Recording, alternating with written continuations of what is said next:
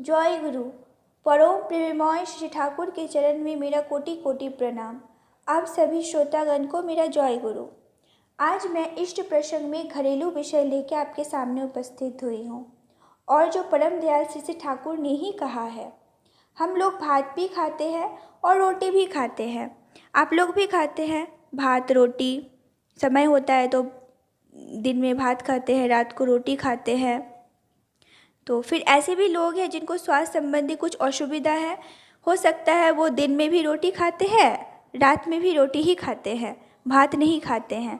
ऐसे भी लोग हैं।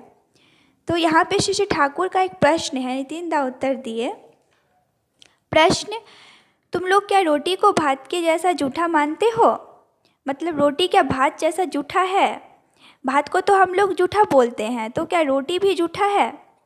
इस क्षेत्र में ये एकदम घरेलू विषय है। इस संबंध में हम लोग को जानना आवश्यक है। सटीक तथ्य जानने का प्रयोजन है।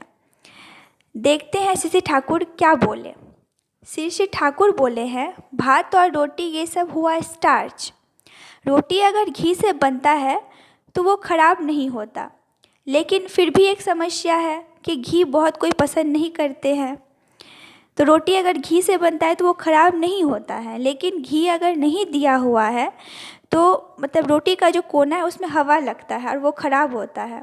घी देने से ऐसा नहीं होता है। मतलब एक भी भात अगर माटी में रहता है तो फिर कुछ नहीं होता, लेकिन अगर एक भी भात टेबल में गिर जाता है तो देखिएगा कुछ समय बाद उसमें बैक्टीरिया आने लगता है, बैक्टीरिया जन्म लेने लगता है। पेट में भी भात है, लेकिन हवा के संपर्क में आते आते उसमें बैक्टीरिया जन्म लेने लगता है। बहुत समय हम लोग खाने के टेबल में बैठ के खाना खाते हैं, तब अगर एक भी भात उस टेबल में गिर जाता है तो तुरंत ही बैक्टीरिया जन्म लेने लगता है। लेकिन अगर वही भात अगर हम लोग ज़मीन पे बैठ के खाते हैं और मिट्टी में गिर जाए तो उतना भी बैक्टीरिया जन्म नहीं लेता, उस भात में जीवाणु नहीं आता। लेकिन जब टेबल में गिरता है तब ही जीवाणु आता है। तो इसलिए श्री ठाकुर बोले हैं, हम लोग के पेट में भात है, लेकिन हवा के संपर्क में आते ही उसमें नाना प्रकार के जीवाणु जन्म लेने लगते हैं।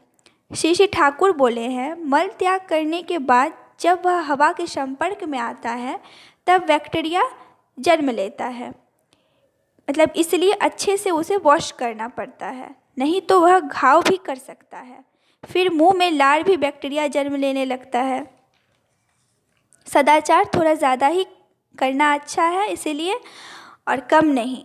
यही श्री ठाकुर ने रोटी और भात के संपर्क में बताया है। इसलिए हम लोग को खुद भी जानना चाहिए और सबको जानकारी भी देनी चाहिए। आज का इष्ट प्रसंग मैं यहीं शेष करती हूँ। जय गुरु।